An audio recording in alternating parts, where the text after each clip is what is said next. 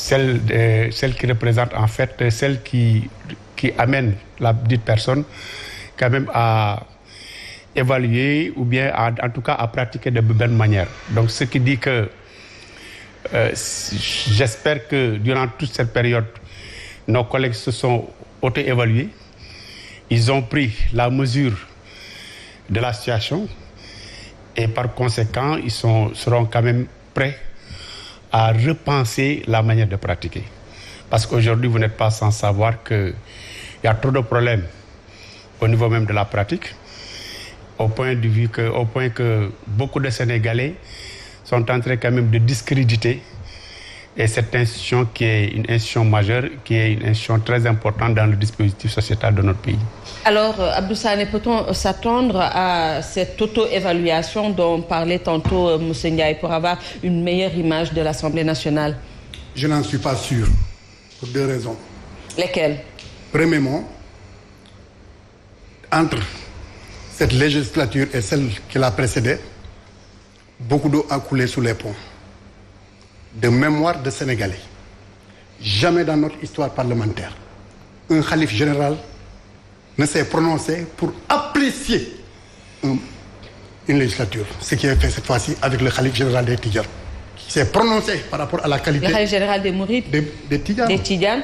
Mme Abdoul Aziz également. Jamais de mémoire, je n'ai pu enregistrer. C'est le premier élément. Deuxième élément, il y aura une forte mobilisation de la presse, pas parce que c'est la valeur de l'institution, mais c'est pour essayer de voir les causes de l'effondrement d'une institution qui occupe la 2e place au niveau donc, de la République. C'est le pouvoir législatif. Pourquoi? Parce qu'il y a des taches noires. Des taches noires internes à l'Assemblée et des taches noires externes à l'Assemblée. Internes à l'Assemblée, c'est du point de vue de son fonctionnement et de ce qui s'y passe. Je vous donne quelques faits pour illustrer ce que je dis. Récemment, un ministre qui incarne un ministère de souveraineté en plénière, en direct devant toutes les télévisions, a dit « Je ne répondrai pas au coup de pied de l'âne ». Malgré cette injure, il a obtenu tout ce qu'il attendait des députés, comme si chacun pouvait se permettre de faire des députés et de l'Assemblée un torchon. Deuxième élément, un député pris en flagrant délit en tant que faussaire de billets de banque. Les billets de banque, venons-en. Le CFA n'appartient pas au Sénégal. Nous sommes 8 pays à se le partager, dans le cadre de l'UEMOA. Le dollar est une monnaie étrangère. L'euro, espace Schengen. Donc quand vous faussez ces monnaies, d'un point de vue économique, les conséquences dépassent nos frontières. Et nous devenons la risée publique parce que c'est une institution qui participe à la destruction de ce qui fonde l'économie de tout pays. Troisième élément, le même député bénéficie de la complicité de l'exécutif pour pouvoir s'en sortir à partir de la justice et oser attaquer indirectement les gendarmes qui sont des personnes assermentées, respectées, comme pour les affaiblir, pour dire qu'ils ont tenté de lui demander, de lui extorquer 50 millions pour acheter plus ou moins sa collaboration. Ce qui est faux et il devait pouvoir être poursuivi. Rien sans faux. Je termine. S'il vous plaît. Et enfin, on vient maintenant sur la question accablante relative encore au passeport diplomatique qui aussi nous met sur la scène internationale. Parce que dans le cas des passeports diplomatiques, vous avez Schengen. Quand vous avez le passeport diplomatique, en Belgique, on ne vous demande pas de visa. En Espagne de même, en France de même. Alors, ce sont ces pays qui se sont sentis abusés. Pourquoi? Parce que la faute n'est pas venue simplement d'un individu périphérique, mais des gens qui incarnent une institution. La situation est donc très très grave. Et ce sont des éléments qui se sont accumulés, qui n'ont jamais connu de suite, dans un contexte où il y a parallèlement d'autres personnes qui sont en train d'être stigmatisées, lynchées et arbitrairement mis sous les verrous. Et donc, vous pouvez croire, comment pouvez-vous vous attendre à ce que ce soit une assemblée rayonnante comme dans le passé? Autrefois, l'ouverture de la session, c'était des moments de retrouvailles, avec une assemblée rayonnante, incarnée par des hommes de valeur, des hommes d'envergure. Mais aujourd'hui, le Parlement est à terre. Alors, Serigne Saliou, est-ce que vous partagez ce scepticisme plutôt de M. Sané? Je le partage littéralement, parce que, au vu de ce qui s'est passé, jusqu'à présent, parce qu'il y a eu beaucoup de louvoiements par rapport à l'histoire des passeports diplomatiques. Parce que rien n'empêchait l'Assemblée nationale de se saisir, le bureau de l'Assemblée n'est pas en vacances, de se saisir et de traiter la question même de la levée de l'immunité parlementaire. D'ailleurs, il y a même eu un communiqué qui était sorti par le bureau de l'Assemblée le 22 septembre dernier et qui disait que dès l'instant que la justice va les saisir sur la question relative au passeport diplomatique, le bureau ne perdra pas de temps pour enclencher la procédure de levée de l'immunité parlementaire de ces deux députés. Le 5 octobre dernier, le ministre a saisi le président de l'Assemblée nationale et à ma très grande surprise, j'ai entendu M. Niasse dire qu'ils attendent l'ouverture de la session unique pour enclencher la procédure. Pourquoi attendre l'ouverture de la session unique dans la mesure où auparavant, ils avaient dit que dès l'instant qu'on les saisit, instamment, il allait tout simplement déclencher la procédure. Ce qui signifie qu'aujourd'hui, quand même, il y a beaucoup de louvoiement par rapport à cette histoire-là. Et ce qui est sûr et certain, c'est que nous ne sommes pas aujourd'hui dans les dispositions pour, en tout cas, jeter une lumière sur ce qui s'est passé à l'Assemblée nationale, parce que l'affaire a éclaté quasiment depuis le début du mois de septembre. Quelqu'un a été placé sous mandat de dépôt, mais les principaux commanditaires en tout cas de cette vaste opération de cette filière de migration clandestine nichée au cœur de l'Assemblée nationale, pour l'instant, on attend, mais on ne voit pas du tout la suite.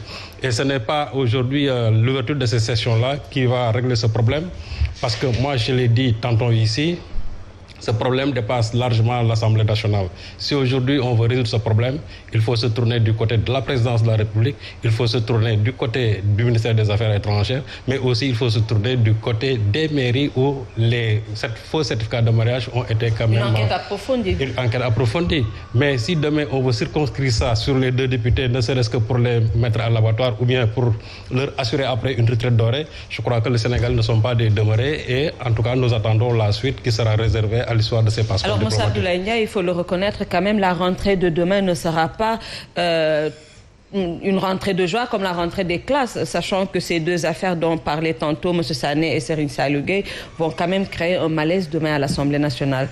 C'est-à-dire que j'ai un petit problème par rapport à mes deux co-débatteurs, surtout avec Serigne Saliou qui est un consultant, qui devait jouer la carte de l'équilibre. Mais j'ai l'impression qu'en parlant, on dirait que nous sommes dans un Sénégal qui n'a que 10 ans d'existence. Mon cher Badji Sagné, vous êtes amnésique, très amnésique. C'est vous qui nous donnez des leçons. Cissé, votre collègue Cissé, qu'est-ce qui lui est arrivé en plein exercice, en pleine mandature? Votre collègue Cissé, avec l'Arabie Saoudite. Le président Diop, Pape Diop, récemment, qu'est-ce qu'il a dit aux Sénégalais à propos des passeports diplomatiques? C'est une pratique qui date même du régime, de votre régime. Et il savait le mécanisme qui était pratiqué. Aujourd'hui, vous êtes là, devant les Sénégalais. Vous voulez nous faire un cours en s'appuyant sur de fausses informations. Je crois qu'aujourd'hui, tu devais être fier d'être un député et parler de vos collègues de manière très conséquente. Mais pour revenir à ma question, ces deux affaires vont certainement créer un malaise demain. Il y a des choses qui n'existent pas. Vous avez posé très bien la question. Est-ce qu'on peut s'attendre à un exorcisme demain? Je dis que tout dépendra de la compréhension des uns et des autres sur certaines questions. Je pouvais bien revenir sur la 11e et sur la 10e. Parce que j'ai des documents à l'appui concernant vos anciens collègues. Le cas d'Idrissa Seck est là, qui était placé à la haute cour. Avec le protocole de Rebeuss, finalement, on est arrivé à quoi? À un non-lieu. De quoi se moque-t-on dans ce pays? Nous sommes là. Mais l'actuel régime également a son protocole. Non, je ne dis pas le contraire, mais au moins Karim qu'on soit assez conséquent dans nos déclarations. Je crois le meilleur service que nous pouvons rendre à ces citoyens qui nous regardent, c'est de leur apporter des éclairages par rapport à tel ou tel, selon les informations à notre possession.